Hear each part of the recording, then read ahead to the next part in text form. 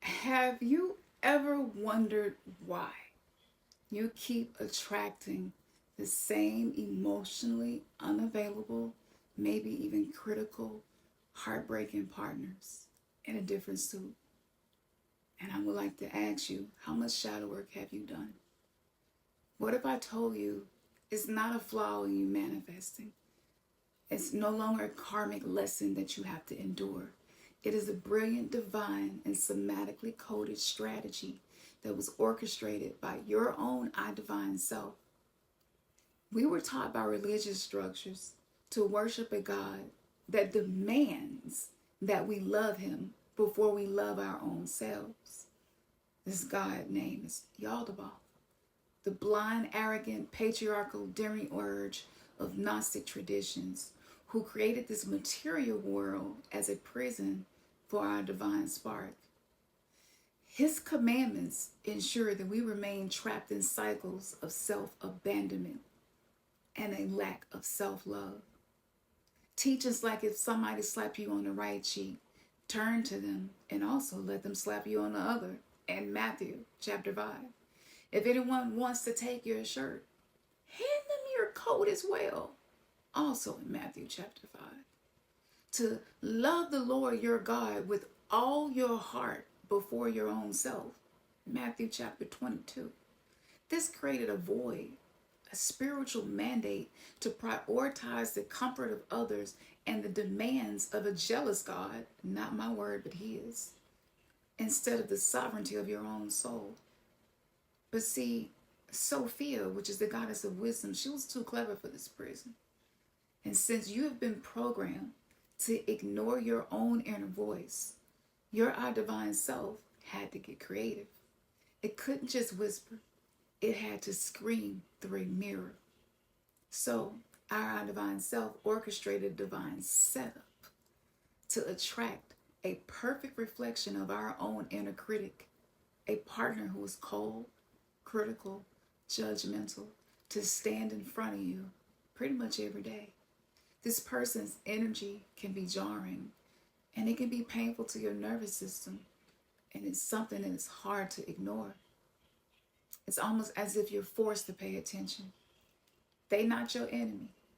They are unwitting messengers. The harshness, the starkness, the coldness, the hot and cold, it's an external representation of the subconscious cruelty that you are still directing towards your own self. See, the heartbreak isn't the point. The point is the awakening that it triggers. The moment you finally scream, I do not deserve this, is the moment the spell of Yaldabaoth breaks. And most of us did come through some form of religion. That's constant servitude and suffering. I want to talk about something completely different than what we were taught, and that's post-traumatic growth. Okay? So the pain of relational trauma, it jolts you awake. It awakens you to your own power, your own worth. It forces you to see yourself. And this is why we don't just forgive and move on. We alchemize. We use somatic practices to release the trauma imprint from our cells and our fascia. We work with goddess archetypes like Lilith, like the Black Madonna, like Isis.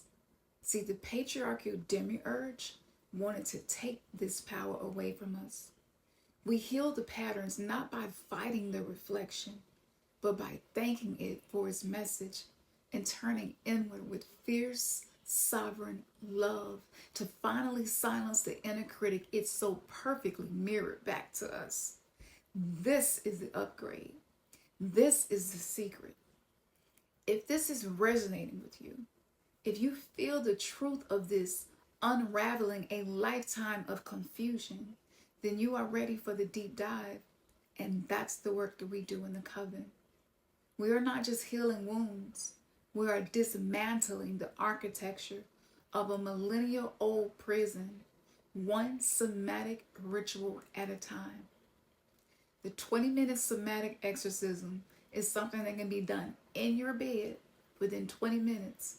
It's super simple, it's easy, and this is coming from somebody with avascular necrosis, which is basically bone death, very similar to osteoporosis, okay?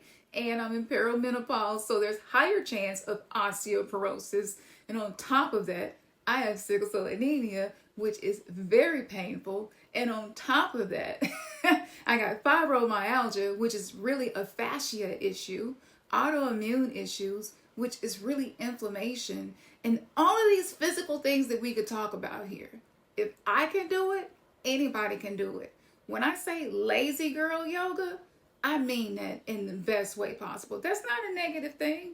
We're not about working hard over here. We're not about stressing our body out, doing too much. It's just small incremental changes that you can make by changing the antenna that is your body, the living altar that is your body. Your body is the third temple. And Yaldabaoth, he kind of do got a reason to be jealous. Okay? Because if I was in his position, maybe I would be jealous of women too. I mean, there's even a story going around that the fallen angel saw women and was like, we got to have some of this. Okay?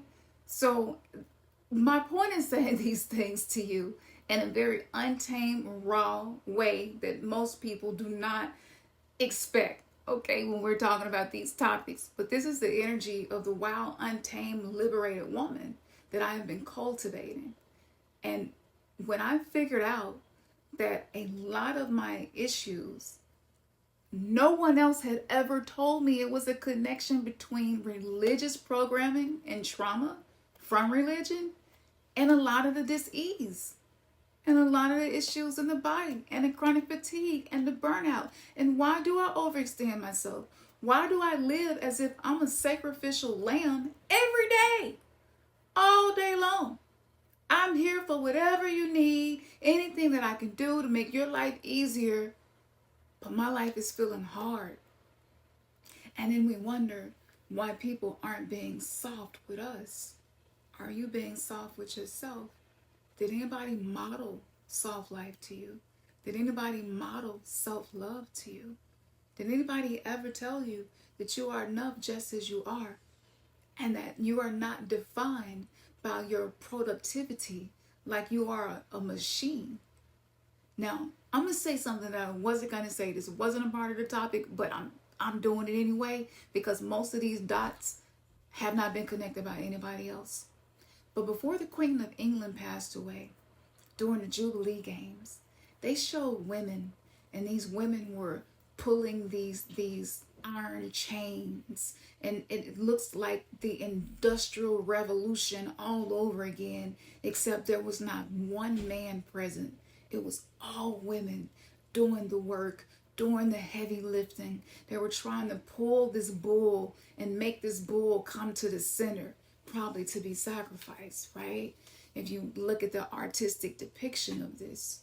And it was one black woman who walked up with a crystal in her hand, a white crystal, and she held that crystal up to the bull, and she was able to tame that bull with that crystal. Why am I bringing this up? Well, we happen to be in the same astrological climate as we were during the Revolutionary War. And the Industrial Revolution complex is what put a lot of women in the workplace, working in factories, working jobs that men usually worked. So many generations ago, we were already being socially engineered to move away from a softness and being able to use magnetism to draw things into our life instead of hard work and burnout and stress.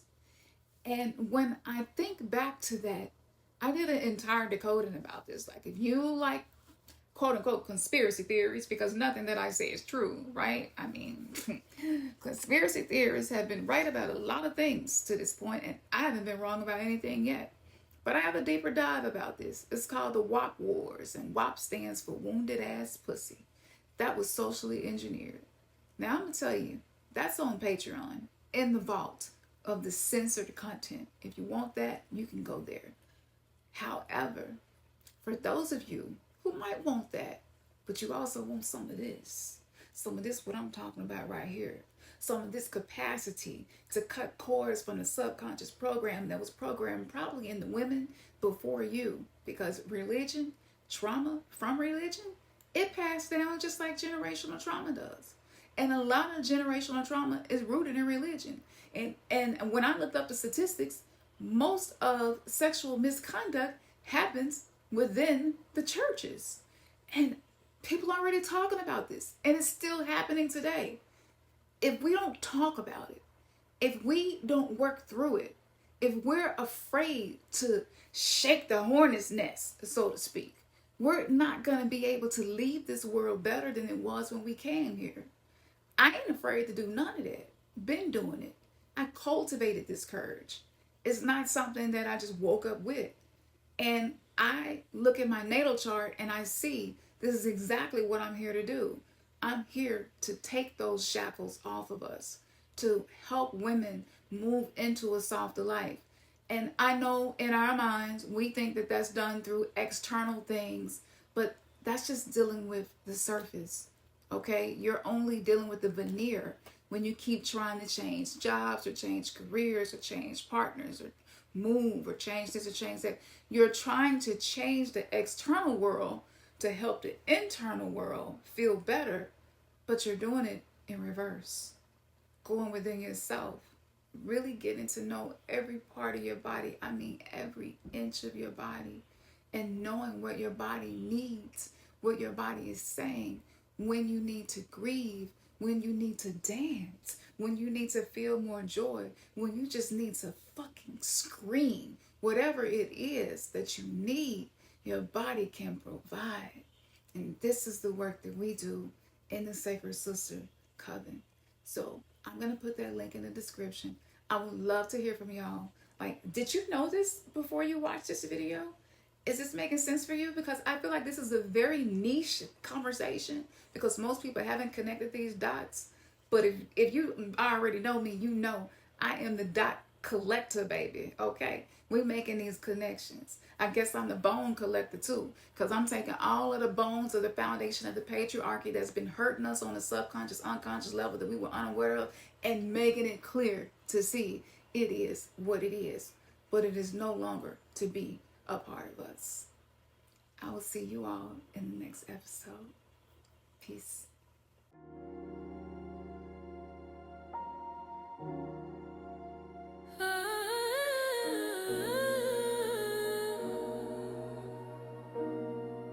Yeah.